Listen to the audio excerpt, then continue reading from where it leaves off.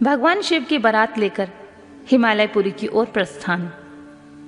ब्रह्मा जी कहते हैं, मुने, तदनंतर भगवान शंभु ने नंदी आदि सभी गणों को अपने साथ हिमालयपुरी को चलने की प्रसन्नता पूर्वक आज्ञा देते हुए कहा, तुम लोग थोड़े से गणों को यहाँ रखकर शेष सभी लोग मेरे साथ बड़े उत्साह एवं आनंद से युक्त हो गिरिराज हिमवान के नगर को चलो।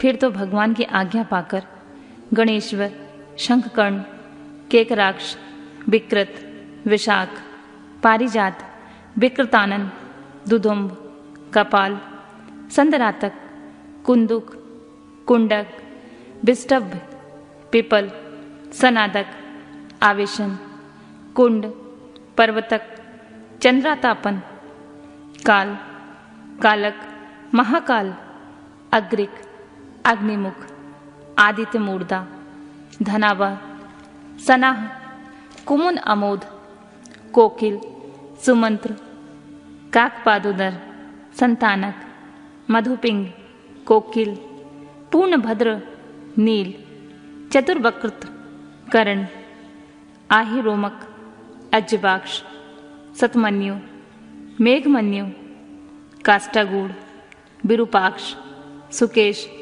वृषभ, सनातन, तालकेतु, षंडमुख, चैत्र, स्वयं प्रभु, लकुलीश, लोकांतक, दीप्तात्मा, दैत्यांतक, भृंगिरिटी, देवदेव प्रिय, अशनि, भानुक, प्रमथ तथा वीरभद्र अपने असंख्य कोटि कोटि गणों तथा भूतों को साथ लेकर चले।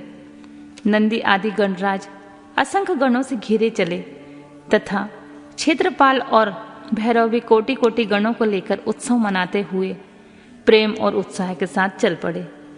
वे सब सहस्र हाथियों से युक्त थे, सिर पर जटा का मुकुट धारण किए हुए थे। उन सब के मस्तक पर चंद्रमा और गले में नील चिन्ह थे। वे सब के सप्त नेत्रधारी थे। उन सब ने रुद्राक्ष के आभूषण पहन रखे थे।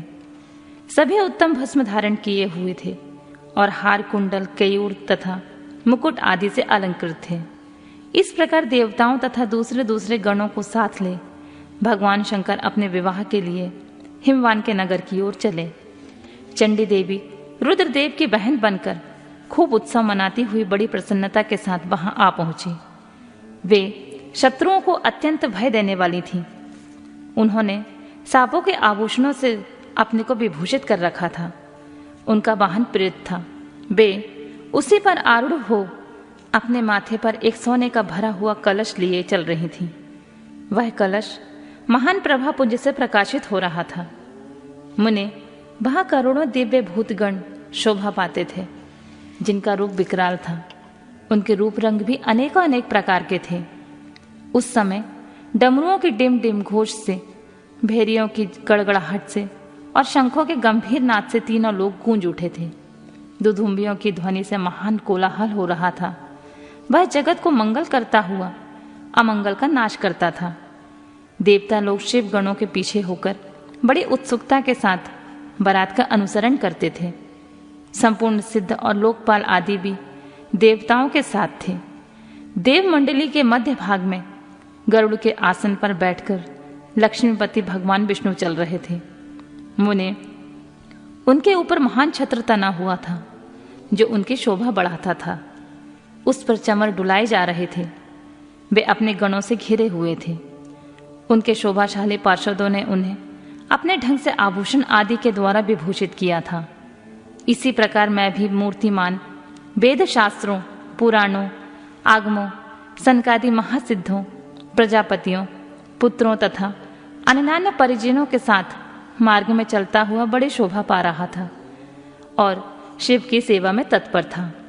देवराज इंद्र भी नाना प्रकार के आभूषणों से विभूषित हो ऐरावत हाथी पर आरूढ़ होकर वे अपनी सेना के बीच चलते हुए अत्यंत सुशोभित हो रहे थे। उस समय बारात के साथ यात्रा करते हुए बहुत से ऋषि भी अपने तेज से प्रकाशित हो रहे थे। वे शिव जी का विवाह देखने के लिए बहुत उत्कंठित थे। शाकिनी, यातुधाम, बेताल, ब्रह्म राक्षस, भूत, प्रेत, पिशाच, प्रमथ आदि गण, तुम्बुरु, नारद, हाहा और हुहु आदि श्रेष्ठ गंधर्व तथा किन्नर भी बड़े हर्ष से भरकर बाजा बजाते हुए चले।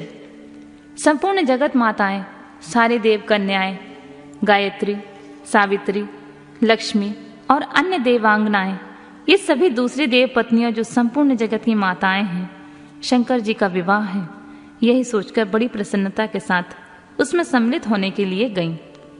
वेदों, शास्त्रों, सिद्धों और महर्षियों द्वारा जो साक्षात धर्म का स्वरूप कहा गया है तथा जिनकी अंग कांति शुद्ध स्फटिक के समान उज्जवल है, वह सर्वांग सुंदर वृषभ भगवान शिव का वाहन है।